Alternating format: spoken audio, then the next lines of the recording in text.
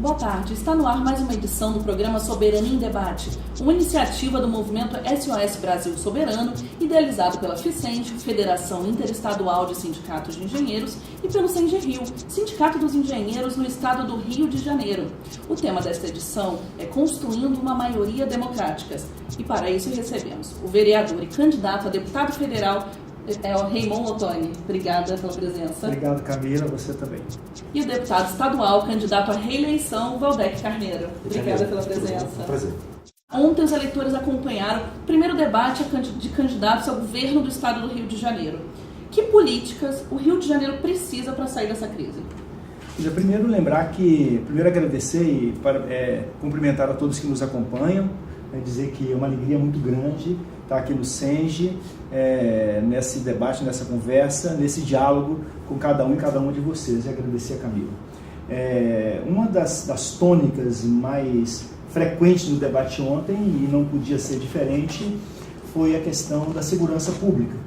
E muito interessante pensar que a maioria dos candidatos, isso aí é visível rapidamente, né? Nós conseguimos perceber isso muito rapidamente, falava em segurança pública tocando exclusivamente na ostensividade da polícia militar nas ruas.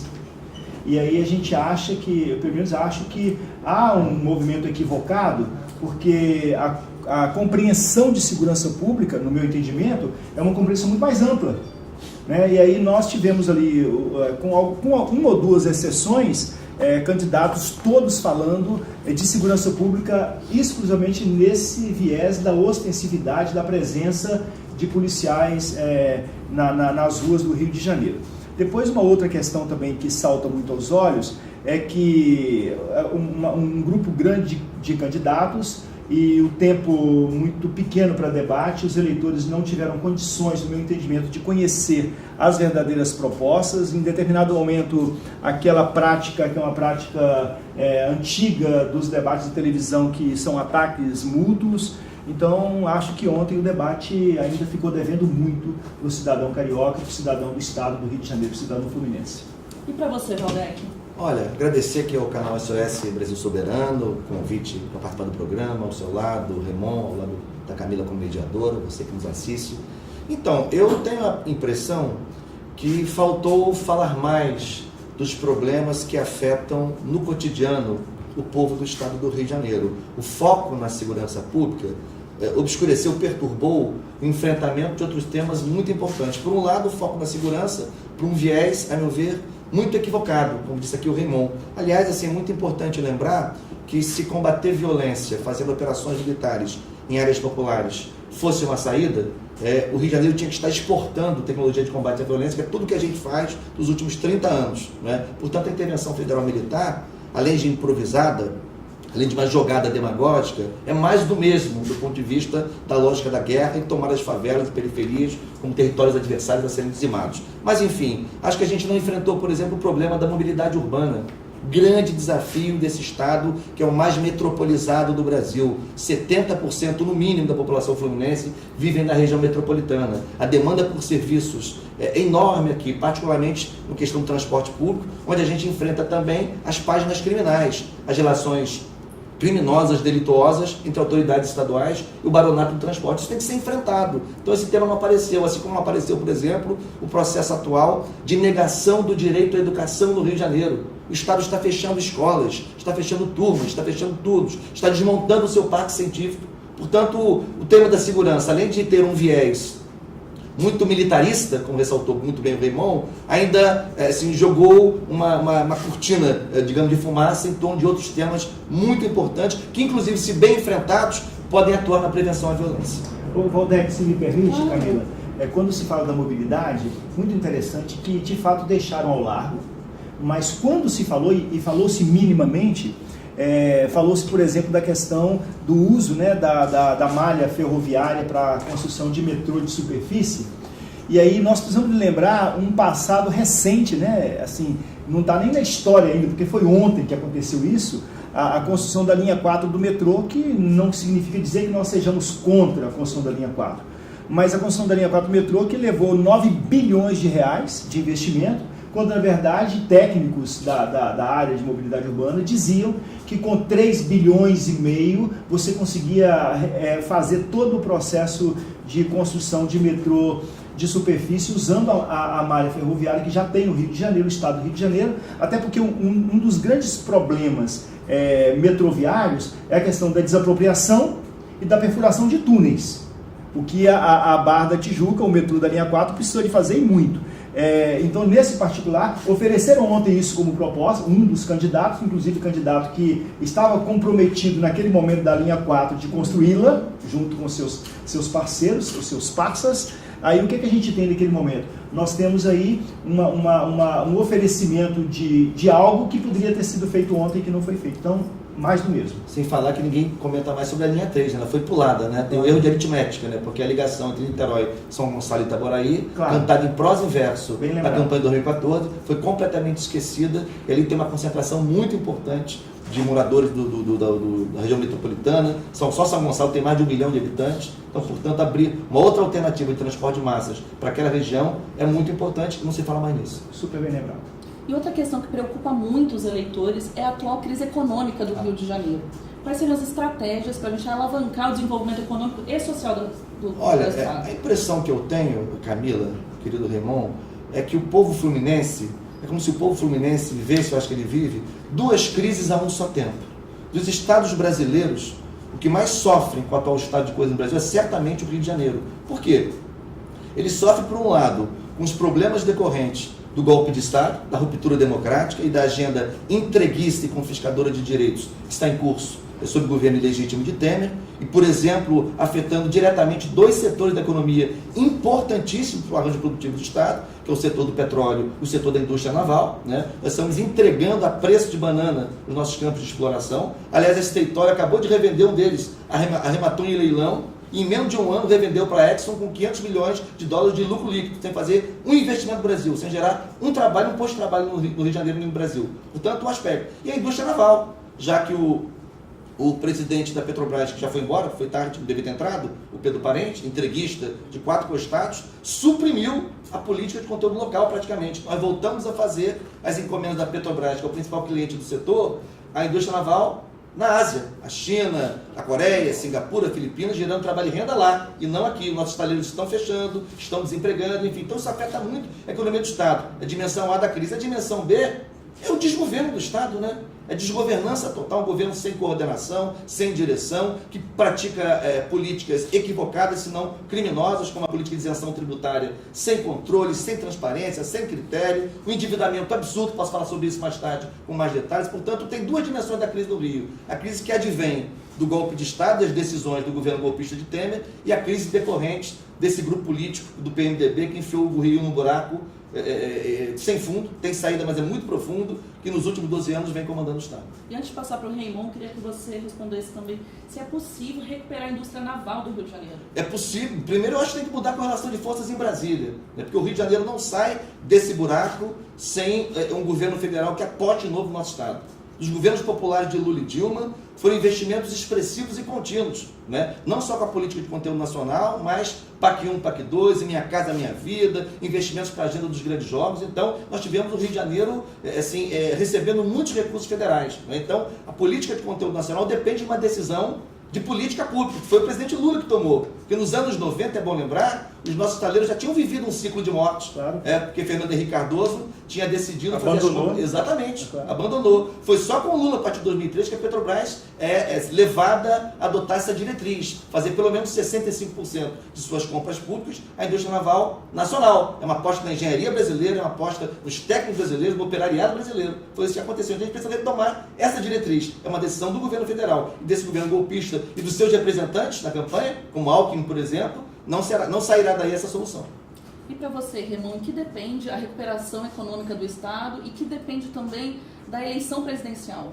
Pois é, assim, é preciso pensar o Estado, e Valdec, Camila, pensar o Estado como parte, né, de uma estrutura política nacional. Nós estamos vivendo esse ano, o ano de 2018, um processo eleitoral que é um processo eleitoral que vai mudar o governo federal, que vai mudar a governança dos estados, a correlação de força nas câmaras regionais, estaduais, portanto, e também na Câmara Federal, seja dos deputados, seja na outra Câmara, que é o Senado Federal. Então, eu acho que o que depende essa mudança e essa possibilidade de a gente alavancar de novo o desenvolvimento econômico no estado do Rio de Janeiro é a possibilidade de agora nós, como eleitores, né, aqueles que têm voz ativa e voz passiva nas eleições, nos comprometemos em discutir o estado a partir de uma política que pense o Brasil inteiramente. Nós costumamos dizer que não adianta elegermos um presidente da República e não elegermos um Congresso Nacional que dê sustentação a ele, mas ao mesmo tempo nós podemos lembrar assim, de algo muito recente que nos aconteceu aqui no Rio de Janeiro, que nós tínhamos um governo federal alinhado e desejoso de investir na cidade, e você tinha, por exemplo, uma prefeitura do DEM, à época, que era a prefeitura do César Maia, que na verdade não aceitava, não precisa vir porque eu não quero o governo federal aqui, porque eu não me alinho com a governança de Lula, que governava os seus 2 primeiros anos, os seus 6 primeiros anos, tendo César Maia à frente da Prefeitura do Rio de Janeiro. Então, o que a gente precisa é fazer, de certa forma, um alinhamento. Não um alinhamento no sentido de que todo mundo tem que pensar da mesma forma, mas todo mundo tem que pensar o Estado do Rio de Janeiro, pensar o Estado com generosidade, com compreensão de que há possibilidade, não é fácil a possibilidade, não é uma tarefa fácil, uma tarefa árdua, porque o desmonte é um desmonte que nos levou a profundezas. A gente passa, por exemplo, por Itaboraí, onde tínhamos lá o Comperge. Parece uma cidade fantasma. Foi cantado como um novo Eldorado. Novo Eldorado, parece cidade fantasma, são prédios e mais prédios abandonados, apartamentos vazios, lojas vazias, as pessoas como zumbi nas ruas. Então, acho que a compreensão, essa compreensão que nós, cada um de nós eleitores, aí nos colocamos todos nessa dimensão de voz ativa, isso é, aqueles que vão votar, compreendemos que é preciso olhar o Estado e compreender o Estado pensando a eleição presidencial, a eleição da Câmara dos Deputados, a eleição do Senado, a eleição das câmaras estaduais, portanto, da nossa LERJ, e a eleição do nosso governo do Estado, para que a gente tenha um alinhamento. Se você me permite, Camila, tem um aspecto importante que o irmão traz para essa conversa, quando fala de Itaboraí, porque se a mudança completa na gestão do petróleo no Brasil, quebra do regime de partilha, a entrega dos campos de exploração, enfim, e também abandono do conteúdo local, o abandono do conteúdo local e também o abandono também do papel da nossa economia, da nossa indústria, para atuar no refino. O Brasil está voltando a ser exportador de óleo bruto e comprando a preços caros derivados do nosso próprio petróleo. 1/3 da nossa capacidade de refino já está ociosa. Isso é decisão dessa política. Então é muito importante, quando aparece agora, recentemente apareceram informações sobre esse lucro líquido da Petrobras, 10 bilhões, enfim, que maravilha. Mas a que preço? Desempregando todo mundo na indústria naval, com um botijão de gás custando quase 10% do salário mínimo, uma gasolina caríssima. Tirando dos ombros da Petrobras. Eu não quero esse lucro líquido, eu quero menor, mas com mais investimento social, com o papel da Petrobras, que desde a sua criação, ela tem essa vocação de ter uma incidência no desenvolvimento econômico e social. Então eu quero um lucro líquido menor, mas com os trabalhadores do setor naval empregados, com um botijão de gás a preços acessíveis às famílias populares, para que não tenha que escolher entre comprar comida e comprar gás. Claro. É disso que se trata. Então, assim, qual é o papel da Petrobras, maior cliente do setor naval, maior empresa brasileira, na economia do Brasil e no seu desenvolvimento social? É isso que mudou radicalmente no eixo da economia, entendeu? Nesse sentido. Eu queria colocar que além que a gente não pode perder de vista nunca, que as empresas públicas, não estou falando de empresas estatais, estou falando de empresa pública, que portanto que é mais potente do que uma empresa estatal, ela não pode abrir mão daquilo que é o seu compromisso social. Claro. Nós não queremos uma Petrobras que esteja com os cofres, com as burras cheias e o povo comprando gasolina a R$5. Nós não queremos uma Petrobras explodindo de lucros e o povo passando necessidade, porque a Petrobras é patrimônio do povo brasileiro. Desde Getúlio já se diz, o petróleo é nosso. Nessa discussão a gente precisa ter. Então tem uma questão de responsabilidade social. A Petrobras é do povo brasileiro e tem responsabilidade social com os destinos e com a vida desse povo. Agora isso está dentro de uma lógica, Camila? Assim, a lógica, o eixo estruturante do golpe, com seus operadores nacionais, mas o eixo estruturante do golpe são os interesses do capital internacional. Então a agenda que está em curso é muito mais que privatização de empresas, é uma agenda de desnacionalização da economia brasileira. Todo o nosso potencial estratégico, todas as nossas riquezas fundamentais estão sendo colocadas sob o controle do capital internacional. A gente fala muito do petróleo, do pré-sal, e temos razão em dar ênfase, mas é o sistema elétrico brasileiro que está sob risco, né? É a Amazônia brasileira, é a base de Alcântara que já está indo, é a Embraer que já está indo, até a Casa da Moeda, né? O órgão que emite a moeda nacional está sob risco de ser colocado sob interesse privado. Portanto, essa agenda é a agenda de desnacionalização para pagar a fatura do golpe ao seu principal fiador, que são os interesses do capital internacional. Nesse sentido, Raymond, você está candidato a deputado federal. É possível construir uma maioria para barrar essa agenda do capital que está desnacionalizando a nossa economia e o país? Pois é, há de se compreender o seguinte, né? Eu sempre que estive no parlamento, estou há 10 anos no parlamento, né? Sou vereador na cidade do Rio de Janeiro, esse é o meu 10º ano, portanto estou no meu 3º mandato. Há uma compreensão que a gente precisa de ter na política, de que quando você não tem maioria no parlamento, você tem que procurar a maioria do lado de fora. Então eu acho que o governo precisa de trabalhar com essa possibilidade, né? Nós, por exemplo, sempre fomos um grupo de oposição aos governos do PMDB e agora ao governo do PRB, né? O governo de Eduardo Paes é o governo de Crivella, somos oposição na Câmara Municipal, mas nós não constituímos maioria. Querer constituir uma maioria na Câmara Federal, você tem, por exemplo, metade dos 81 senadores, metade dos 513 deputados, é uma tarefa de fato muito árdua, muito difícil, porque vivemos tempos em que a negação da política está de tal forma que as pessoas estão, por exemplo, desentusiasmadas de ir às urnas, e quando se estão desentusiasmadas de ir às urnas, aqueles que vão às urnas muitas vezes vão capitaneados por capitães. Vão chamadas por pessoas que não estão preocupadas em fazer da política o espaço da produção de vida e de vida em abundância para todas as pessoas, mas estão interessados e preocupados exclusivamente com o seu bem-estar ou com o bem-estar dos seus próprios grupos. Então, construir maioria não é tarefa fácil. Eu tenho clareza de que nós tivemos, por exemplo, a eleição de 2002. Quando Lula foi eleito a primeira vez, nós tivemos uma eleição com 90 deputados. 90 deputados do Partido dos Trabalhadores. Há uma perspectiva, hoje em Brasília somos 57 deputados federais. Há uma perspectiva de que esse número aumente. Nós temos esse pensamento, essa ideia, e inclusive pesquisas que nos assinam para isso, haja visto a discussão que temos em relação à aceitação do Partido dos Trabalhadores, em contraposição aos movimentos de direita, que não preciso nomeá-los, né, que não vale a pena, inclusive, nomeá-los, em oposição ao crescimento deles. Há também, claro, a ação e reação. Então, há a possibilidade de se aumentar a bancada progressista, a bancada do campo democrático popular, de esquerda, na Câmara Federal. Mas, se isso não houver, haveremos de ter muita sabedoria, porque uma das tarefas mais árduas, mas ao mesmo tempo mais importantes que um parlamentar federal deverá ter em 2019 até 2022, é a tarefa de se colocar dia e noite na luta para derrocar as deformações que Temer fez. Por exemplo, a reforma trabalhista, a PEC, aliás, a Emenda Constitucional 95, a reforma do ensino médio, etc. São a terceirização, a tentativa de privatização das empresas públicas, a tentativa de colocar para votar a reforma da Previdência, quer dizer, um deputado federal e um senador eleito em outubro de 2018, ele tem que ter essa árdua tarefa e tem que estar disponível a isso. Se vamos ser maioria, não sei dizer, mas se não formos maioria, mas tivermos essa capacidade de tecer as nossas relações com a sociedade, a gente pode, não tendo maioria dentro do Congresso, podemos alcançá-la do lado de fora. E daí vem a ideia do presidente Lula e da esquerda brasileira de discutir a possibilidade dos plebiscitos revogatórios. Perfeito. Lembrando que esta é uma edição do programa Soberania em Debate. Estamos conversando com o vereador Raymond, candidato a deputado federal, e também com o deputado estadual, candidato à reeleição, Valdec Carneiro, sobre a construção de uma maioria democrática no país, e perguntas podem ser enviadas pelo nosso Facebook. Nesse sentido, Valdec, também é possível construir essa maioria democrática aqui no estado do Rio de Janeiro? Não só no parlamento, mas uma maioria nas ruas? Olha, eu acho que as eleições de 2018...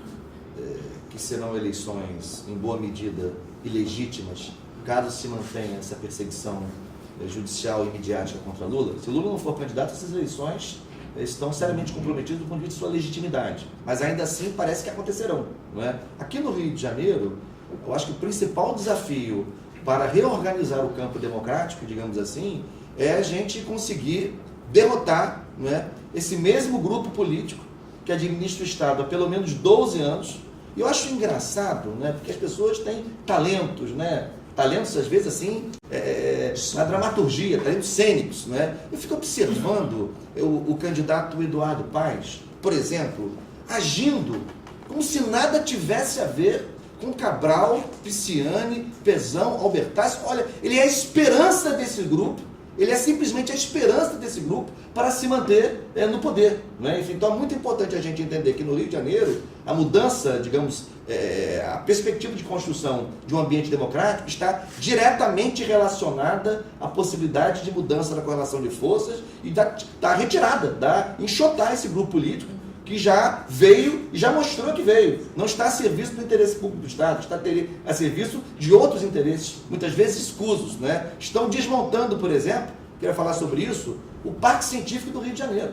Olha aí, a UERJ, a UENF, a UESO, a FAPERJ, nossa agência de fomento à ciência, à pesquisa e à inovação, e é uma contradição, porque o Rio de Janeiro, para sair desse buraco, do meu ponto de vista, Raymond, precisa de 3 variáveis. Primeira variável, tem que tirar esse grupo que comanda o Estado do poder. Primeira variável política aqui no Estado. Segunda, precisa ter capacidade de captar recursos federais novamente. Sem recursos federais, o Rio de Janeiro não sai desse buraco. E terceira coisa que é importante, ter a capacidade de formular um projeto estratégico de desenvolvimento, não é? Que possa, digamos, retirar do Rio de Janeiro, no médio prazo pelo menos, dessa situação em que nós estamos. O Parque Industrial do Estado é oco, praticamente oco. A gente precisa explorar novas vocações. Isso não se faz sem ciência, sem pesquisa, sem inovação, sem formação de quadros. Só que, contraditoriamente, o Estado está desmontando esse parque.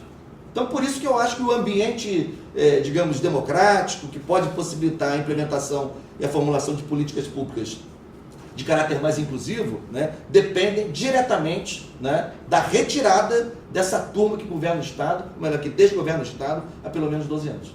Ontem, inclusive, a maioria dos candidatos apontou que a solução para o problema econômico do Rio de Janeiro é a retirada e a demissão de comissionados e funcionalismo público. Sei. Qual é o problema do déficit orçamentário do Rio de Janeiro? Olha aqui, o Estado, pratica e segue praticando uma política de isenção tributária irresponsável. Não que a isenção tributária seja um mal em si. Claro. É bom que quem nos assiste compreenda bem. Quando praticada com planejamento, com transparência, com critério, ela pode ser sim indutora de desenvolvimento. Só que no Rio de Janeiro ela virou uma farra fiscal, um favor fiscal. É só juntar as informações. As empresas mais beneficiadas com isenção tributária são, coincidentemente, as principais financiadoras de campanha dessa turma. Então, não há coincidência, porque a história não é feita de coincidências. Segunda coisa importante, eles quebraram a Previdência do Estado. É bom a gente dizer aqui, em maio de 2012, o senhor Gustavo Barbosa, que presidiu o Rio Previdência e depois se tornou secretário de Fazenda do Pezão, afirmou a um semanário de grande circulação que o Rio Previdência era o fundo previdenciário público mais robusto do Brasil. Só perdia para o do Banco do Brasil, o Previ do Banco do Brasil, que tinha dinheiro em caixa, que estava com as contas organizadas. 2 anos e meio depois, essa turma começou a falar de quebradeira da Previdência do Estado. 2 anos e meio depois, o que aconteceu nesse intervalo de tempo?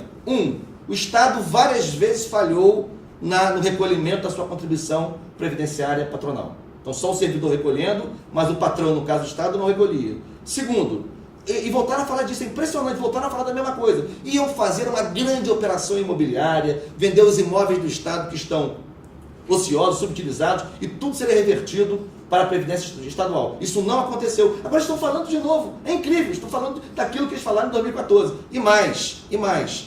Apostaram de maneira temerária nas chamadas operações de antecipação de royalties. Isso é gravíssimo. E seguem anunciando o que vão fazer. É impressionante a pachorra. Eles vão a esses fundos de investimento internacionais, essa agiotagem internacional, nas Bahamas, nas Ilhas Caimã, enfim, esses paraísos fiscais, pegam dinheiro emprestado caro, dinheiro caro, dão como contra-garantia recursos que ainda vão entrar dos royalties, que ainda vão entrar recursos vincendos que ainda vão entrar da economia do petróleo. Quando a gente teve esse problema da economia do petróleo, essa baixa vertiginosa, que é um fenômeno econômico e geopolítico, é bom que a gente entenda, nós ficamos sem lastro, o endividamento do Estado aumentou muito, hoje a dívida consolidada líquida do Estado bate mais de 270% da receita corrente líquida. Qualquer empresa privada, com muito menos que isso, teria arriado as portas, então é uma coisa absurda, né?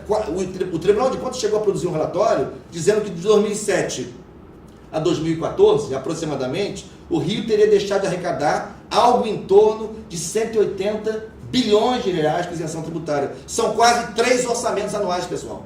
Então não há quem segure a onda. Enfim, então é uma política irresponsável, temerária, para não falar das páginas criminais. Por enquanto a gente está dando exemplos de má gestão, gestão temerária, gestão sem planejamento, para não falar, por exemplo, das relações com o Baronato dos Transportes, relações espúrias, que é um vazador de dinheiro também. Enfim, então assim, é preciso que a gente tenha outra forma de gerir a economia do Estado, levando em conta outras vocações, como eu falei. A economia popular é muito importante, é importante apostar no polo cervejeiro artesanal que está crescendo, é importante apostar na economia da cultura, é importante apostar na economia da inovação tecnológica. E tem vários fronts que a gente pode apostar, né, assim, e que não estão sendo aproveitados em proveito de algumas políticas a meu ver equivocadas que vêm se repetindo. E outra proposta temerária, Raymond, é a negociação da venda da SEDAI entre o governo federal e o governo estadual. Quais os prejuízos dessa proposta? Pois é, há de se registrar aqui, né, que o deputado Valdec Carneiro, na Assembleia Legislativa, desautorizou o Estado de negociar a SEDAI. Né? Há de se registrar isso porque nós não podemos perder de vista, porque alguns deputados, na sua maioria, né, Valdec, aprovaram que a SEDAI podia ser negociada pelo governo do Estado. O que nós temos, assim, para se ter uma ideia, aí eu trago um dado municipal que é interessantíssimo. Na época do governo de César Maia, havia uma negociação de que a SEDAI, que ela tem, na verdade, o seu recurso maior dentro da cidade, e que esse recurso na capital, ele acaba ajudando a SEDAI a fazer o saneamento, a distribuição, o tratamento, etc., de água e chegada de água às torneiras do povo de algumas regiões do interior mais empobrecidas. Então a capital, de certa forma, sustenta isso. Há um decreto de 2004 do prefeito César Maia, que ele disse que a SEDAI vai fazer essa operação durante 50 anos, renovável isso mais 50 anos. O atual prefeito, Marcelo Crivella, é exemplo do que fez Eduardo Paes, tirando da SEDAI a atribuição de fazer saneamento na Zona Oeste, quando criou lá a Foz Águas, né, lá na região da Zona Oeste, para tratar do esgoto e tratamento de água da AP5, o prefeito Crivella faz a mesma coisa com a AP4. Só que o prefeito Crivella, ele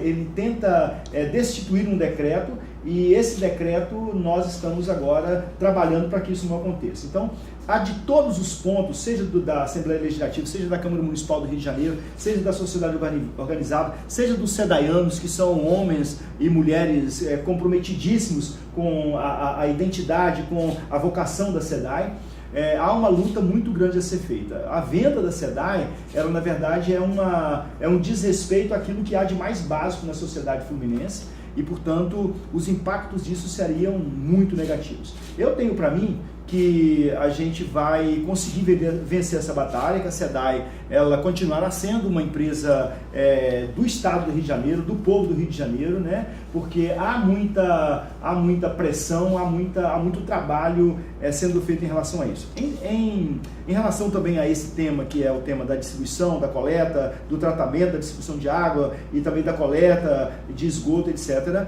e do tratamento e devolução ao ambiente, há de se pensar também que o que nós temos é uma região, e aí a gente tem que falar do Estado do Rio de Janeiro, há uma região que historicamente ficou muito comprometida com serviços muito negligenciados, que é a região da Baixada Fluminense. A Baixada Fluminense, água encanada, esgoto a céu aberto, não tendo água encanada, esgoto a céu aberto, etc, etc. E aí há um programa, né, e aí é bom a gente lembrar o governo do presidente Lula, há um programa desde 2008, portanto nós estamos falando da época do governo do presidente Lula, que foi a criação do Plano Nacional de Saneamento Básico, o PNSB, e depois o Plano Estadual de Saneamento Básico e o Plano Municipal de Saneamento Básico, que deve se estender aos mais de 5 mil municípios do país. Nesse sentido, nós temos no Estado do Rio de Janeiro o Plano Estadual de Saneamento Básico muitíssimo atrasado, No município do Rio de Janeiro, o plano municipal muitíssimo atrasado, e ele tem previsão de que até 2033 toda a estrutura de saneamento básico, que não é somente coleta e tratamento de esgoto, mas desde a captação da água e tudo isso que a SEDAI faz e faz com qualidade, a gente teria que estar pronto isso em 2033. A SEDAI ela é importantíssima para que o plano nacional, estadual e os municipais de saneamento básico aconteçam. Você me permite, Camila? Claro, Valdec, até porque eu quero que você conte um pouco sobre esse enfrentamento dentro da Alerj. Perfeito. Até porque a SEDAI há alguns dias ganhou um prêmio de melhor empresa de infraestrutura pela revista Exame. É verdade. Que inclusive fez uma publicação distorcida sobre as posições da presidência da SEDAI acerca da privatização. Bom que se diga, o presidente Jorge Riá já desautorizou publicamente essa publicação, essa reportagem da Exame, que colocou em sua boca palavras favoráveis à privatização. Enfim, mas o que eu quero dizer é o seguinte, é público e notório, para quem acompanha o campo político no Rio de Janeiro, que dentro do PMDB, o Jorge Pisciani e Moreira Franco nunca se entenderam. Sempre viveram as turras dentro do partido. Se encontraram agora, confluíram agora em torno de um interesse, que não é do interesse público fluminense, o interesse de colocar a SEDAI sob controle privado. Nisso eles convergiram, não é? É bom a gente entender. A SEDAI é uma empresa superavitária, né? O seu lucro líquido em 2017 girou em torno de 400 milhões de reais. Estou falando de faturamento bruto, meu lucro líquido. E ela paga dividendos ao Tesouro Estadual ao fim de cada exercício. Então, não há razão econômica, não há razão fiscal que imponha a privatização da SEDAI. Primeira coisa, sem falar na lógica, colocar a água e o saneamento básico sob a lógica da mercadoria, água que é um bem indispensável à vida, ficar sob controle privado, sob a lógica do lucro, da rentabilidade, isso é um absurdo total e completo. Mas mais do que isso, o Rio de Janeiro, olha aí, para superar essa crise, o desgoverno pesão decidiu aderir a uma coisa chamada regime de recuperação fiscal, instituído pelo governo federal ilegítimo no ano passado, através da Lei Complementar 159 de 2017, que institui esse regime e os estados da federação aderem ou não, dependendo da autorização da Assembleia Legislativa. O estado aderiu não com o meu voto, que eu acho que não é recuperação fiscal que nada, é solução final, se for nessa direção, é solução final. Enfim, por quê? Porque há condicionalidades impostas ao Estado pelo governo federal. Aliás, é engraçado porque é o roto aderindo ao rasgado, né? É o roto aderindo ao... Mas enfim, então as três condicionalidades importantes. Uma, vender a SEDAI. A União impõe ao Estado a venda da SEDAI. 2, desinvestimento no ensino superior público. Isso está escrito num relatório da Secretaria do Tesouro Nacional, é uma recomendação expressa, com vistas à adesão ao regime de recuperação fiscal, que o Estado desinvista, ou seja, reduza despesas, investimentos no ensino superior público. Significa as universidades estaduais já citadas aqui, a rede FAETEC, que também atua no ensino tecnológico, a Fundação CCERJ, ou seja, todo o parque de oferta de ensino superior público e gratuito sob a administração do Estado. E terceira condicionalidade, praticar a maior ofensiva, o maior arroxo da história do serviço público estadual. E olha que os servidores já viveram maus momentos no Estado. Mas o que está acontecendo agora é sem precedentes. Isso não afeta apenas os servidores. Isso não é um debate corporativo. Isso afeta diretamente a ponta do serviço. Os usuários, cidadãos fluminenses que precisam e têm direito à prestação de vários serviços públicos e que sofrem com isso. Aí você me pergunta, tudo bem, são exigências muito pesadas, mas a União dá o que em troca? Deve dar muita coisa em troca. Quanto investe no Estado? Nem um centavo. Não há um dinheiro novo federal como contrapartida da União a essas condicionalidades impostas ao Estado. Apenas duas coisas. Dois abraços de amigo urso, né? Primeira coisa, a autorizão avaliza novos empréstimos que o Estado pode fazer. O Estado já completamente endividado, né? Já ultrapassou de muito o limite fixado pela lei de responsabilidade fiscal e responsabilidade social, como chama essa lei, né? Que fixa em 200%, né? O limite de dívida comparado com a receita. Então, o Estado já tem 270%, já falei aqui agora há pouco. Então, a primeira coisa que a União dá para o Estado é autorizar o Estado a se endividar mais.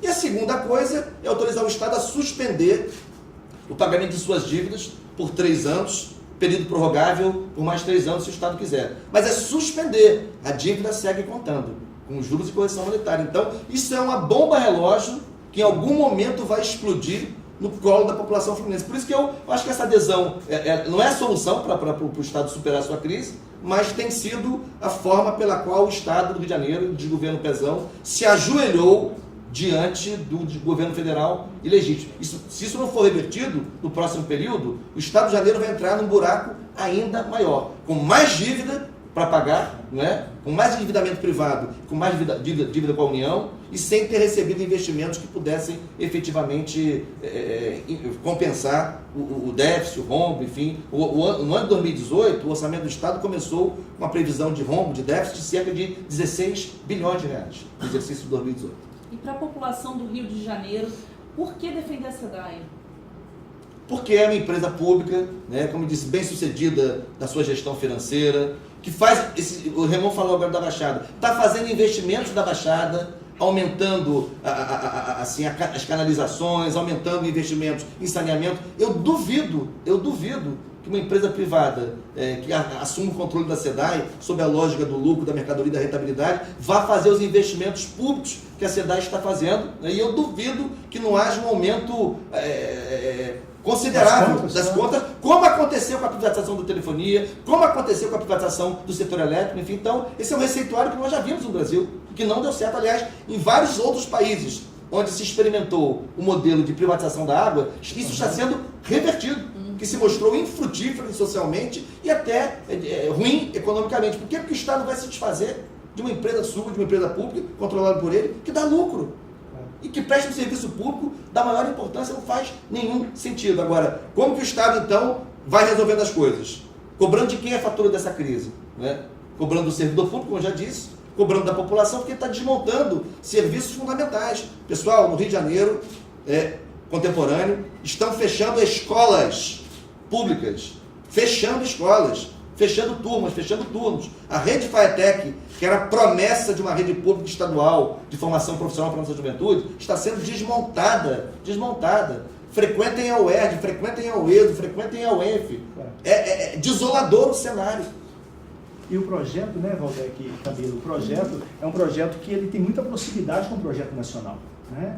Na verdade, a balança, né, Claro. é a mesma coisa. Porque você tem, a nível nacional, você tem o desejo de Temer, do governo ilegítimo e golpista de Temer, e com amparo no Congresso Nacional, com aqueles que hoje alardeiam que estarão a serviço do povo do Estado do Rio de Janeiro e que estão lá trabalhando pela privatização das nossas empresas públicas. Exatamente. Nós temos aí Furnas, Eletrobras, Eletronuclear, nós temos a própria Petrobras, O CEPEL, temos né? o CEPEL, nós temos o Banco do Brasil, Caixa Econômica Federal, quer dizer, todas as empresas públicas que poderiam e que têm cumprido no seu histórico de vida a sua responsabilidade social com os cidadãos.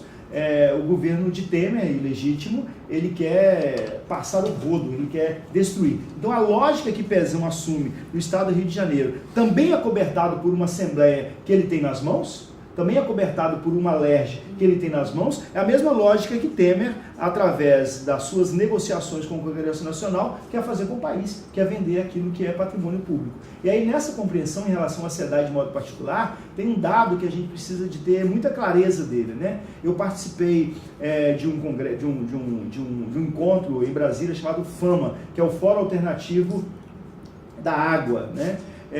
E aí a gente, junto com esse fórum, tinha um fórum oficial, onde estava lá o presidente Temer, com alguns empresários, e na verdade a tentativa, ou melhor, o processo desse encontro oficial era um processo de venda dos nossos aquíferos, aquífero Guarani, as nossas riquezas minerais, nossas riquezas das águas, as águas de profundezas. E na mesma cidade, nós aqui na UNB e eles no Ulisses Guimarães, eles vendendo a água, a nossa riqueza, dizendo que a água é uma mercadoria, portanto, se é uma mercadoria, só pode tê-la quem tem dinheiro para comprá-la. E nós, do outro lado, os movimentos sociais, dizendo que a água é um direito e que, portanto, esse direito é um direito fundamental e nós podemos abrir mão dele. A SEDAI, ela cumpre esse papel e nós não podemos perder isso de vista. Por isso, a importância do nosso alinhamento com os sedaianos, que são trabalhadores que assumiram, inclusive no seu próprio sobrenome, né? Você tem, por exemplo, eu tenho companheiros que colocaram no seu sobrenome, assim, na lida diária, né? Como fulano de tal da SEDAI, fulano de tal da SEDAI, quer dizer, colocam isso como se fosse um patrimônio de sua própria vida. Então, a união com os sedaianos é uma união importante porque ela é uma defesa, não da SEDAI em si, mas é uma defesa do povo do Estado do Rio de Janeiro. E a gente pode dizer, então, que a defesa da soberania nacional é uma agenda estratégica para o país? Não tenho dúvida nenhuma, né? Nenhuma. Nós, quando dissemos que nós não queremos que a base de Alcântara seja entregue aos Estados Unidos, nós estamos dizendo porque nós sabemos, não porque lá o combustível é menos gasto para se lançar os satélites, mas é porque nós não podemos ter a intromissão da superpotência norte-americana querendo novamente nos colonizar. Quando nós dissemos que nós não queremos vender a Petrobras, que a Petrobras é do povo brasileiro, nós estamos dizendo que a energia não se privatiza.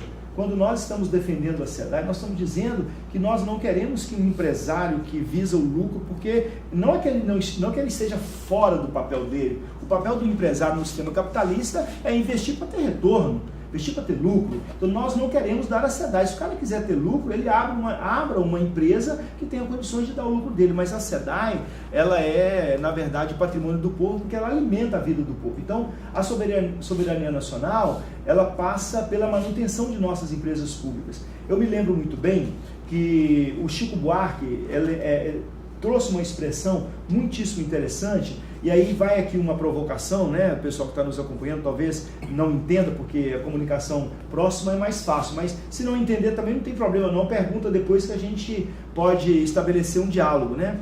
A discussão quando Lula faz a ligação do Brasil com os povos, com os países do sul do mundo, né? É a compreensão de que se é que a gente tem uma relação com o mundo, não pode ser uma relação de subalternidade e nem uma relação de superioridade. Então o Chico Buarque cunhou essa expressão, não fala fino com Washington e não fala grosso com os países do sul. Percebe? Você tem que ter a autonomia para dizer assim, olha, eu não sou capacho dos Estados Unidos, não sou capacho do capital internacional. E o governo ilegítimo e golpista de Michel Temer, que tem alinhamento muito direto com os governos do PMDB no Rio de Janeiro, né? Os últimos governos do PMDB no Rio de Janeiro, eles, na verdade, querem nos vender. Querem nos colocar como moeda de troca, não para beneficiar o povo, mas para beneficiar os seus baronatos. O Rodeck lembrava aí do baronato do transporte, no Rio de Janeiro do baronato da especulação imobiliária, né? Para se ter uma ideia, só para dizer de mais um baronato, na Barra da Tijuca, um grande dono de construtora diz, eu tenho 1 milhão de metros quadrados na Barra da Tijuca. Eu quero perguntar, como é que alguém tem 1 milhão de metros quadrados na Barra da Tijuca se não for grileiro? O Raymond, Camila, eu queria acrescentar um elemento dessa conversa que está boa. Primeiro, lembrar que o Raymond tem razão. O Rio de Janeiro de Pezão se tornou uma espécie de laboratório avançado das políticas do golpe. Muito importante a gente entender. E é bom a gente lembrar o seguinte, como fomos capital aqui do Brasil, né, até 1960, e herdamos e mantivemos um acervo importante de equipamentos federais, né? Quando o governo federal desanda com suas políticas, nós sofremos muitas consequências. Por exemplo, a gente tocou nesse assunto, mas eu quero voltar à questão da água da soberania, mas só para dar uma digressão. Com a política de tentativa de desmonte do SUS, praticada pelo governo Temer, o Rio de Janeiro é muito afetado. Nós temos uma quantidade muito expressiva e importante de hospitais federais aqui. Então, é importante lembrar, mas eu queria voltar a falar da água da soberania. Primeiro, assim, além das questões que nós já conversamos sobre a SEDAI, sobre os riscos e a temeridade sobre a privatização, tem uma questão de caráter estratégico que é muito importante. É muito possível, já se discutiu isso há algum tempo, que na segunda metade deste século, né, a água tenha tanto ou mais valor que o próprio petróleo. Né? Países tenderão a entrar em guerra por causa do controle de reservas hídricas, dos seus mananciais. E nós dispomos de parte significativa desse manancial. Então, tem uma dimensão estratégica importantíssima também. Provavelmente, mais adiante, a humanidade estará confrontada a um grande problema, que é a questão do acesso à água. Né? E, portanto, manter isso aqui no Brasil como um direito inalienável de cidadania, como um bem indispensável à vida, é fundamental para disputas que virão mais adiante. E sobre a questão específica da soberania, queria lembrar o seguinte, é impressionante observar como em 2 anos em 2 anos de golpe, o Brasil voltou a ser um país inexpressivo na cena internacional.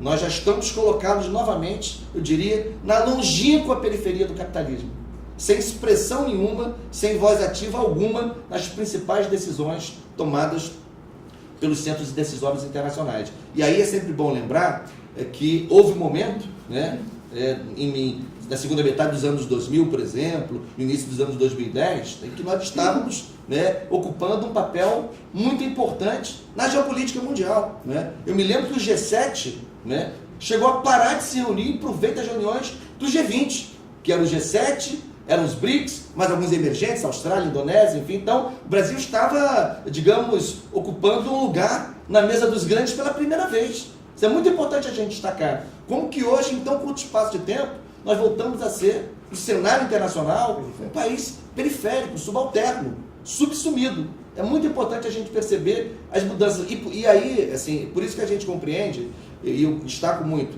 o golpe de Estado em curso no Brasil teve e tem importantes operadores nacionais, né? Na grande mídia, no Poder Judiciário, que hoje hegemoniza o golpe, né? Hoje é um segmento que hegemoniza o golpe, né? No Ministério Público, setores do grande empresariado nacional, do Congresso Nacional, por óbvio. Mas, assim, o eixo do golpe são os interesses do capital internacional, né? Se a gente não entender isso, vai ficar interpretando lateralmente, né, o golpe de Estado. Esse é o epicentro, né? Epicentro do fenômeno. E que tem a ver com as questões de soberania, teve com as questões do controle das riquezas. É bom lembrar, em 2008, o capitalismo internacional enfrentou o epicentro de uma crise profunda de acumulação. Profunda, talvez de maiores proporções do que a crise que ele enfrentou no final dos anos 20 do século passado, a chamada crise das hipotecas, do subprime. Em que momento estava o Brasil? O Brasil tinha acabado de anunciar ao mundo a descoberta de uma das principais reservas de riqueza sobre a terra, ou melhor, sobre o mar. Não é? Era nesse momento que a gente se encontrava. Todos se lembram que, ato contínuo, os Estados Unidos engendraram um dispositivo de espionagem de Estado para monitorar as decisões estratégicas no mundo, inclusive do Palácio do Planalto. A mídia brasileira, a mídia oligopolizada, não deu a menor bola para isso. No máximo, uma nota de rodapé. Nós só soubemos da dimensão desse escândalo internacional por causa do Wikileaks. Julian Assange e seus editores. Enfim, senão a gente não teria tomado conhecimento da dimensão dessa verdadeira crise internacional. Então, se a gente não compreender que o golpe de Estado em curso no Brasil tem a ver com isso, com a tentativa do capitalismo de redefinir seus padrões de acumulação, que é o que sempre faz quando entra em crise, né? Avançar sobre as principais reservas de riqueza sobre a terra, canalizar o máximo possível do orçamento público dos países que estão sob sua influência para a acumulação do capital, no caso para o capital financeiro, que hoje é a franja dominante do capital, não é mais a burguesia industrial. Quem hegemoniza o capital na atual conjuntura internacional é a burguesia financeira, é a banca, são os investidores, enfim. Então, se a gente não entender essa dimensão, essa macrodimensão, né? Até em homenagem ao Marx, né? Nós estamos no bicentenário do Marx. Se a gente não entender essa macrodimensão do golpe, nós vamos ficar entendendo que o golpe é uma mera disputa partidária tupiniquim. Recebemos aqui um comentário da engenheira e vice-presidente do Sindicato dos Engenheiros de Sergipe, Elaine Santana. Ela afirma: o mais importante é a garantia da soberania da gestão da água, ainda mais que a SEDAI lucra. É um serviço fundamental. Ela está certa. Seguindo nesse debate, eu queria... A gente sabe que o combate à corrupção é uma bandeira importante, mas essa narrativa tem sido usada para aprofundar um quadro conservador e ainda mais neoliberal. De que forma a gente dialoga e reverte essa narrativa? Pois é, a gente tem, né, no nosso país, historicamente, a narrativa do combate à corrupção, né? Porque é uma narrativa que ela pega um aspecto de um moralismo de baixo nível, né? E a gente acaba compreendendo que o grande problema que a gente está combatendo, por exemplo, com a Operação Lava Jato, é a discussão de colocar os corruptos nas cadeias, de tirar os corruptos do cenário político, do cenário da sociedade, etc. Na verdade, o que a gente tem é, no fundo, um uso desse apelo, que é um apelo que a sociedade toda tem, porque todos nós, e não há quem você pergunte que não queira combater a corrupção, todo mundo quer combater a corrupção.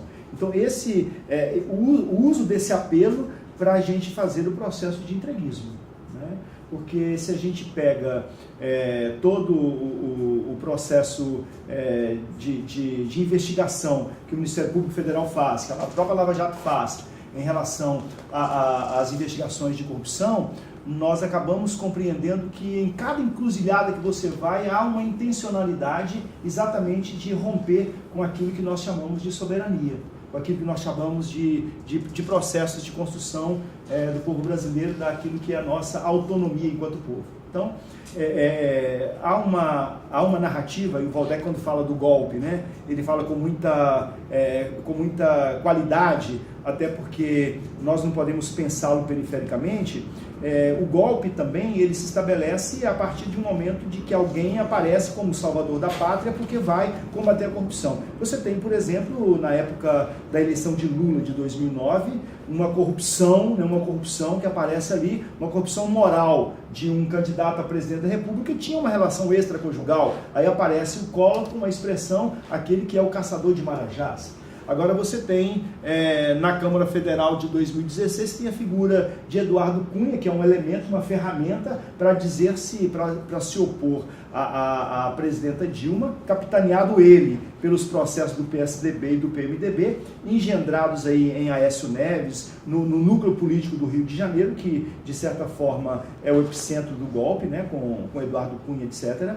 Então você tem novamente o uso desse apelo, exatamente porque o Brasil se torna, nesta composição da leitura política mundial, se torna a bola da vez, depois de Honduras, depois do Paraguai, e portanto o Brasil se torna a bola da vez. Eu acho que a grande jogada, a grande sacada que nós podemos ter e que temos tido é a tentativa de desmontar a narrativa. Desmontar essa narrativa que diz para nós que o nosso problema é o problema de corrupção. Não que a corrupção não seja um problema, é um problema, tem que ser combatido, mas o nosso problema real é que nós vivemos governados por alguém que resolveu nos entregar para o capital internacional. Camila, eu acho que o irmão tem toda a razão, eu queria apenas corroborar o que ele está dizendo.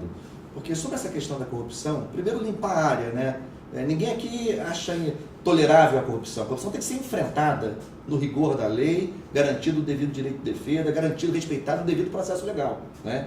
Mas ela tem que ser enfrentada não apenas no ambiente da política, em vários outros setores da vida social onde ela se manifesta. Isto dito, para evitar mal-entendidos, tem 3 coisas que tem que ser enfatizadas. É muito comum que a grande mídia, né, ator importante do golpe, faça com que as pessoas olhem muito para um lado, numa direção, para fazer com que elas se desviem do foco principal. Onde eu quero chegar? O principal problema do Brasil não é a corrupção, é a desigualdade.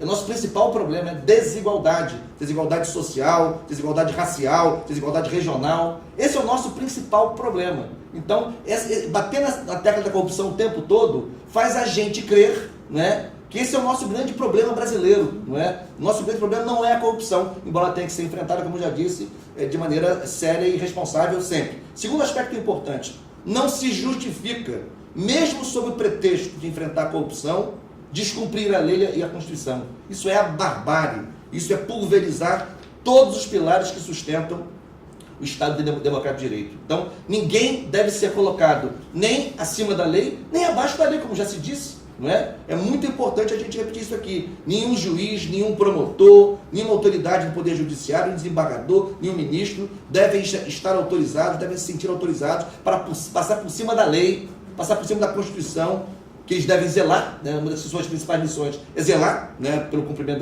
desses diplomas legais e do texto constitucional, sob pretexto de cumprir a Constituição. É o que está acontecendo no Brasil. Né? O Brasil onde pode tudo, do ponto de vista dos movimentos do Poder Judiciário e do Ministério Público, pode tudo sob pretexto de combater a corrupção. Isso está errado e tem que ser falado com coragem e com firmeza. Terceira coisa, a Lava Jato, pela forma como vem sendo conduzida, está destruindo a economia brasileira. Destruindo a economia brasileira. Porque é muito importante dizer, vou dar o exemplo da Siemens alemã. A Siemens alemã, logo depois da Segunda Guerra Mundial, alguns dos seus principais dirigentes, meu irmão, você sabe disso muito bem, foram julgados, foram levados ao Tribunal de Guerra, acusados de colaboração com o nazismo. Alguns foram condenados e purgaram suas penas. Mas a Siemens não. A Symbios continuou funcionando, fazendo negócio, gerando trabalho, gerando renda. Aliás, até hoje é uma portentosa empresa alemã. A quem interessa o desmonte da Petrobras? A quem interessa o desmonte das nossas principais empresas do setor de construção civil? A economia brasileira que não é. Aos empregos do Brasil que não é. Essas empresas de construção civil estavam disputando canteiros internacionais importantíssimos no Oriente Médio, na Ásia, na África. A quem interessa que elas saiam da competição? Que elas saiam do mercado? Não é o Brasil. Então, nenhuma tolerância, nenhuma clemência com quem quer que seja, de qualquer partido, de qualquer posição social que esteja comprovadamente envolvido em escândalo de corrupção. Tem que pagar na forma da lei. Isto é uma coisa.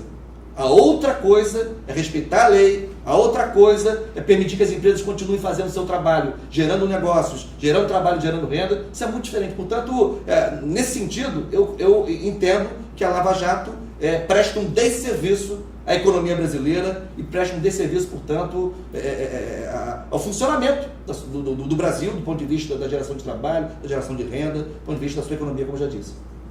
Raymond Valdec tocou num ponto que é fundamental. O papel da mídia nesse processo de golpe e também no atual processo de desnacionalização. Qual a importância de uma regulação da mídia? Porque existe um projeto de lei na Câmara Federal sobre isso também. Sabe que há muitas pessoas que exigem de nós algumas autocríticas, né? E autocrítica sempre é muito bom que seja feita mesmo, né? Porque nós precisamos, cada um de nós, seja na sua vida privada e de modo particular, nós homens públicos e nós, Partido dos Trabalhadores que governamos esse país, 2 mandatos inteiros de Lula, um mandato inteiro de Dilma e quase 2 anos, 1 ano e meio de outro mandato de Dilma, quando ela foi tirada da cadeira presidencial pelo golpe que levou o usurpador Michel Temer para lá, nós precisamos fazer mesmo algumas autocríticas. Eu sou daqueles que aceita fazer autocrítica sem me colocar debaixo da mesa e dizer que está tudo errado. Não está tudo errado. Mas se tem algo que nós temos que repensar, é que nós poderíamos ter feito um movimento de democratização dos meios de comunicação, de regulação da mídia, embora essa narrativa também é uma narrativa muito complicada, porque as pessoas acabam dizendo por aí que o que está em jogo é a liberdade de expressão, quando na verdade há de se fazer uma distinção muito clara em que é a liberdade de expressão, que é exatamente a responsabilização daquele que fala e que tem, por exemplo, o ônus da prova de comprovar o que fala. Então, quando você pensa no país em que você tem os meios de comunicação na mão de uma família, na mão de 5 famílias, quando você tem a hegemonia da comunicação que é manobrada do jeito que se quer manobrar, que uma televisão ou um jornal ou um semanário, ou não importa, um meio de comunicação qualquer, uma revista, um periódico, ele apenas replica o que o outro fala, que na verdade é tudo do mesmo, né? Você tem uma informação que é uma informação única, né? E uma informação única que é tendenciosa. A própria atuação da mídia na questão do golpe de 2016, ela foi fundamental, né? Os golpistas que se articularam internacionalmente não precisavam colocar blindados nas ruas do Brasil, não precisaram colocar submarinos nos nossos mares, nas fronteiras com o país, e não precisaram nos atacar de maneira aérea. Eles vieram e através no comprometimento da mídia hegemônica, no comprometimento dos governantes que vieram do golpe, no comprometimento do judiciário e no comprometimento da elite brasileira, eles na verdade entraram de maneira muito branda e fizeram o golpe que fizeram e estão fazendo o desmonte que estão fazendo em 2 anos, um desmonte avassalador. Então, democratizar as comunicações e, portanto, refazer um processo, uma pactuação de regulação da mídia é não só importante, é fundamental, fundamental. A tentativa de fortalecimento da EBC é algo que devia ter sido pego de maneira mais firme. Nós temos agora, só para se ter uma ideia, né, nós temos agora a TVT. A TVT tinha que ter sido um projeto de 2003, para a gente pensar o Brasil não com uma nova tendência, né? Uma tendência de uma TV de governo, não é TV de governo, é uma TV de Estado, que também pode, inclusive, criticar o Estado. Então, acho que a regulação da mídia, ela precisa acontecer e a gente precisa, com ela, caminhar para democratizar os meios de comunicação. Queria botar minha colher nesse debate, porque está indo tão bem, o Raymond, gostei muito do que ele colocou, mas assim, lembrar o seguinte, em geral, esse debate é tão desvirtuado, tão distorcido, exatamente confundido com a prática da censura. É muito comum muito comum que se diga, olha, essa turma que quer fazer o controle e a regulação da mídia, quer voltar à prática da censura de conteúdos, é para vocês. O nosso campo é o campo que enfrentou a censura, é o campo que combateu a censura, é o campo que sofreu com a censura, é o campo que foi preso, foi torturado, foi exilado. Vou deixar isso muito claro. Então, eu acho que os veículos de comunicação devem publicar o que bem entenderem, não é? E, eventualmente, arcar com consequências judiciais daquilo que publicaram, enfim, é outro campo. Uma outra coisa completamente diferente é a organização sob a forma de cartel com que funciona a grande mídia hoje no Brasil. Cartel. Então, assim, o que também é atentatório à liberdade de imprensa. Não é só censura de conteúdo que atenta contra a liberdade de imprensa. Que os grandes veículos de comunicação no Brasil estejam hoje sob controle de 6, 7, 8 famílias, isso também é atentatório. Porque a gente precisa ter pluralidade de editoriais, de reportagens, de análise, para que a população forme o seu juízo, né? Então é muito bom também separar o joio do trigo aqui nesse debate. Defender a regulação da mídia não tem nada a ver com censura de conteúdo. Nada a ver. Tem a ver com a possibilidade de você pluralizar os veículos e permitir que a sociedade tenha acesso a diferentes vieses de análise sobre o mesmo fenômeno e ela possa formar o seu juízo, cotejando informações, cruzando dados, enfim. É disso que se trata. E, infelizmente, nesse campo, o Raymond tem toda a razão, a gente, enfim, não teve firmeza, não teve coragem, vacilou e não fez o que tinha que ter feito durante o período do governador da República. E a Camila, né, que é jornalista, só para lembrar que nós temos conferências nacionais, né, dos diversos temas. Conferência Nacional da Comunicação, quando ela acontece, né, ela é boicotada pelos grandes meios de comunicação. Por que ela é boicotada? É porque quando você coloca na mesa de discussão, que você traz as rádios, as pequenas TVs do interior, os pequenos jornais, os jornais comunitários, quando você coloca tudo isso sobre a mesa, os jornalistas, aqueles que pensam criticamente a informação, quando você coloca todo mundo na mesa, você coloca em xeque a hegemonia. Então, para que tem uma conferência nacional de educação? Para discutir educação. Para que você tem uma conferência nacional de saúde? Para discutir a saúde. E quando você discute, você não pode chegar com um pacote pronto. Você está aberto a que as pessoas tragam suas contribuições. Da mesma forma da Conferência Nacional de Comunicação, que, se não me engano, tivemos uma só conferência, e mesmo assim uma conferência em que a grande mídia, quer dizer, a mídia hegemônica se colocou do lado de fora, apenas como observadora, sem querer participar, exatamente para não perder sua hegemonia. E é justo lembrar o esforço de um ministro que nós tivemos, né, claro, que tentou pautar esse debate dentro do governo, que é o ministro Franklin Martins. É muito importante fazer justiça ao esforço do ministro Franklin Martins, que nossos governos, né, andou nomeando aí ministro da comunicação, representantes da Globo, não é? Temos Hélio Costa, Miro Teixeira, enfim, né? Franklin Martins tentou colocar essa pauta em evidência. Isso é muito importante, porque eu acho que nos governos a gente não deve perseguir ninguém. Imagina, nenhuma tolerância contra atitudes persecutórias. Mas temos que saber diferenciar, né, quem são nossos aliados e os nossos adversários de classe. De modo para adversários de classe, né? Que pensam a sociedade, pensam a economia, pensam a vida social de forma antagônica à nossa. Esses não são nossos aliados, não podem ser. Não devem ser perseguidos por isso, mas não devem ser tratados por nós como aliados, amigos, companheiros. E a gente vacilou no campo da comunicação nesse aspecto.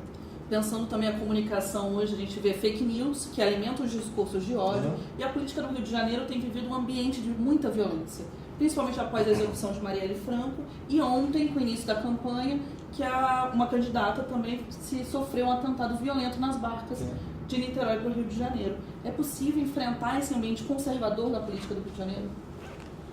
Eu acho que não é que não seja possível, né? Tem que ser possível. Nós não podemos nos amedrontar. A gente tem que enfrentar isso. É um enfrentamento diário, né? E aí tem uma coisa que a esquerda, que o campo democrático popular, ele tem que estar muito consciente, de que nós não queremos fazer política na truculência.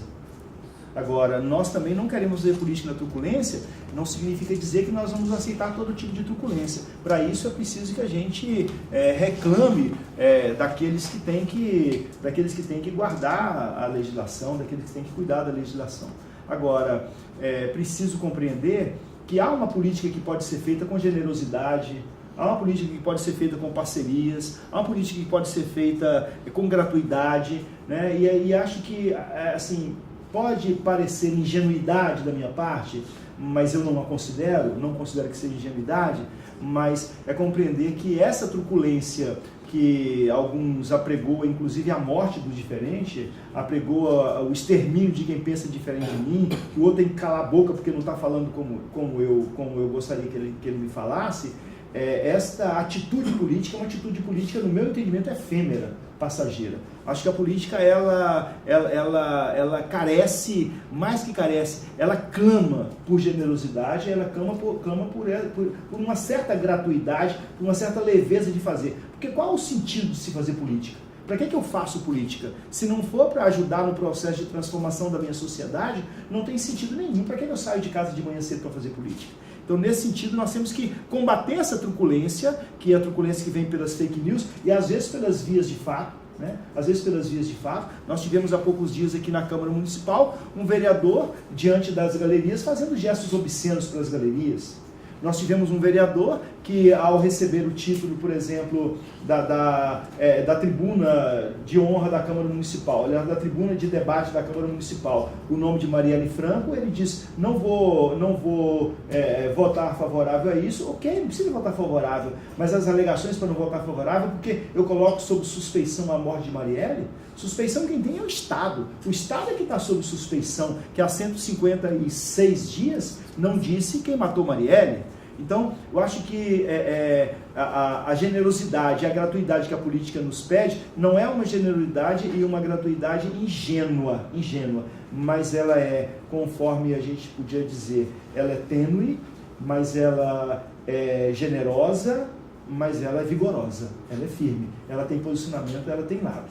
Então, a gente precisa de banir essas turbulências que tem, né? Assim, só para concluir, para dar um exemplo simples, né? Ontem eu fui a uma casa que cuida de população em situação de rua. E pela primeira vez na minha história de tratamento com esse segmento, eu cuido disso, trabalho com isso há mais de 20 anos, bem antes de ser vereador.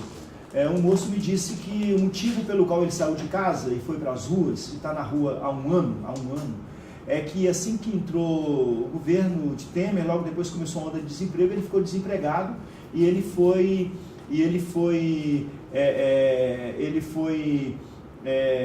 ficando dependente da mulher. A mulher é que cuidava da casa, a mulher é que bancava a comida. E ele disse para mim, eu saí de casa porque eu não aguentava mais ser pesado a minha mulher. Eu saí de casa para ajudar a minha mulher a não ter mais uma boca para comer dentro de casa. Quer dizer, eu nunca tinha ouvido isso. Aí eu contando isso numa roda, ontem de tarde, alguém me disse assim, mas o problema dele, né? Qual o problema dele? Né? Que política é essa que eu faço? Então essa política que não tem generosidade, ela, no meu entendimento, ela é efêmera. É preciso, no campo democrático, trabalhar a política com generosidade e gratuidade. Eu queria falar que esse episódio que você mencionou, depois eu queria falar da generosidade da política, enfim, aceitando a provocação do Raymond. Esse episódio que você mencionou, envolvendo a vereadora Thalília Petroni, né, vereadora de Niterói, que é pré-candidata a deputada federal, inclusive, é um episódio que tem um momento, assim, com quem eu já me solidarizei, inclusive, eu conheço muito a Thalília, teve um episódio muito marcante em que um policial começa a gritar dizendo, com certa ferocidade, que ideologia mata. Que ideologia mata. Ele repetiu essa frase. E o que ele não completou, mas eu não quero apontar o dedo para ele individualmente, né?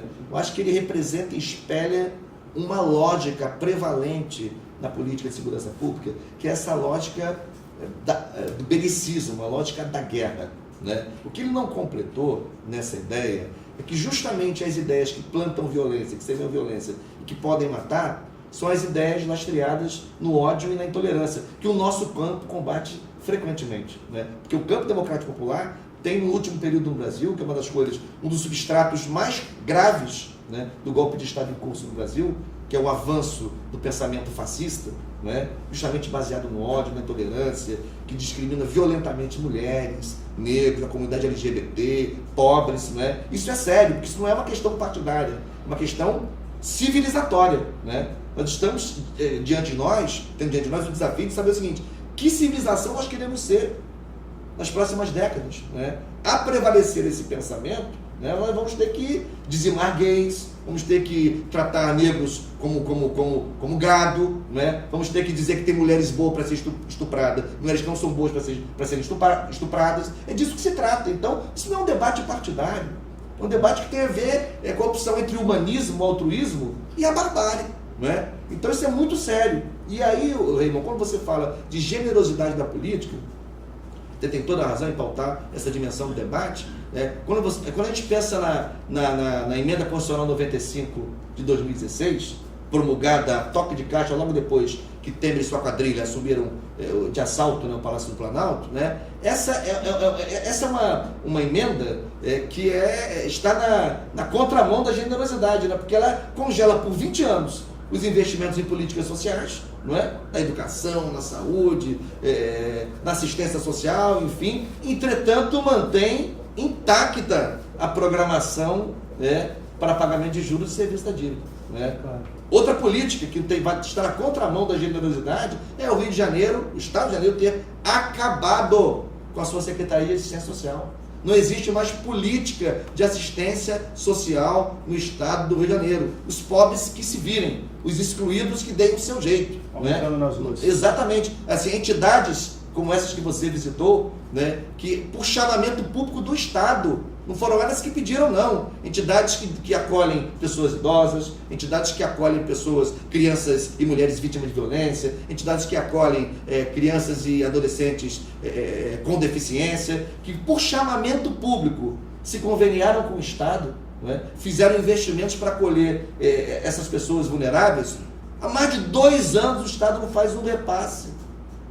Elas acumulam dívidas, inclusive dívidas trabalhistas. Estão numa situação muito pior, não é? Aliás, pior não, porque alguns não estavam em situação difícil, mas passaram a viver uma situação difícil que não viviam antes da entre aspas, parceria com o Estado. Então, assim, é de uma ausência de generosidade, não é? Que isso tem a ver com o seguinte, faz ou não faz parte do Estado acolher quem mais precisa. Claro. Isso não é o papel da igreja, não é? A igreja pode cumprir o seu papel, né, de acordo com sua confissão, o seu credo, mas é papel do Estado. É dever do Estado dar acolhida, dar guarida, não por favor, mas através de políticas públicas, a quem mais precisa. Né? Enfim, o Estado está abandonando no Brasil, né, essa sua responsabilidade, essa sua vocação, que passa pela generosidade, que passa pela amorosidade, como queria o Paulo Freire. Né? Paulo Freire fala, não há política educacional sem amorosidade. Né? É disso que a gente está falando aqui. Para encerrar nosso programa, vou destinar agora 3 minutos para as considerações finais de cada um. Pode ser começar com você? Pode, claro.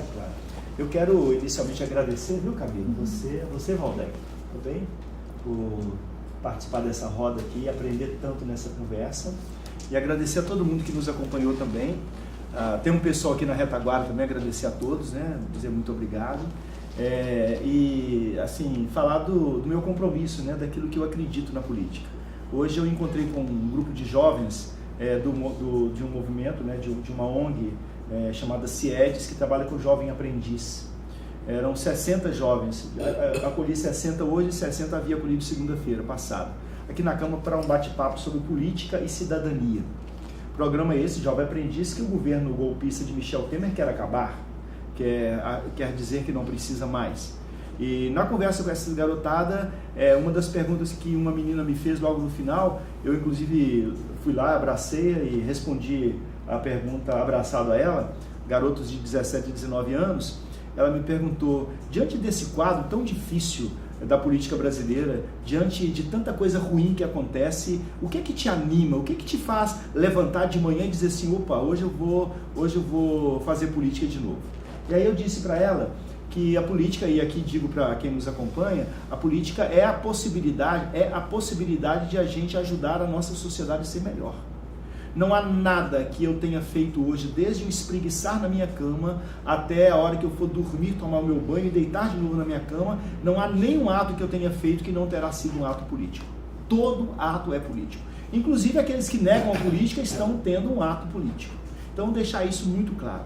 E a política é essa possibilidade real de a gente trabalhar para a construção da nossa sociedade. Eu sou candidato a deputado federal porque acredito nisso, porque acredito que em Brasília eu vou me juntar a outros homens e mulheres que são de muita qualidade, e certamente com mais qualidade do que eu, mas me juntar a eles para fazer o trabalho e para trabalhar e para me esforçar para a gente retomar os caminhos do país, de modo particular naquilo que são os direitos dos trabalhadores e das trabalhadoras. Eu queria lembrar uma grande atriz brasileira que faleceu já há um tempo, já bem idosa, que é a Dercy Gonçalves. Dercy Gonçalves, certamente num programa de televisão, não vou citar o entrevistador, né, porque ele perguntou para ela assim: escuta, Dercy, o que você faz de manhã? Aí ela disse assim: eu quando de manhã acordo, eu vou diante do espelho e tomo um susto. Aí o apresentador meio brincalhão e tal, disse: mas por que toma susto? Assusta com a sua feiura? E a Dercy disse assim: quem disse a você que eu sou feia?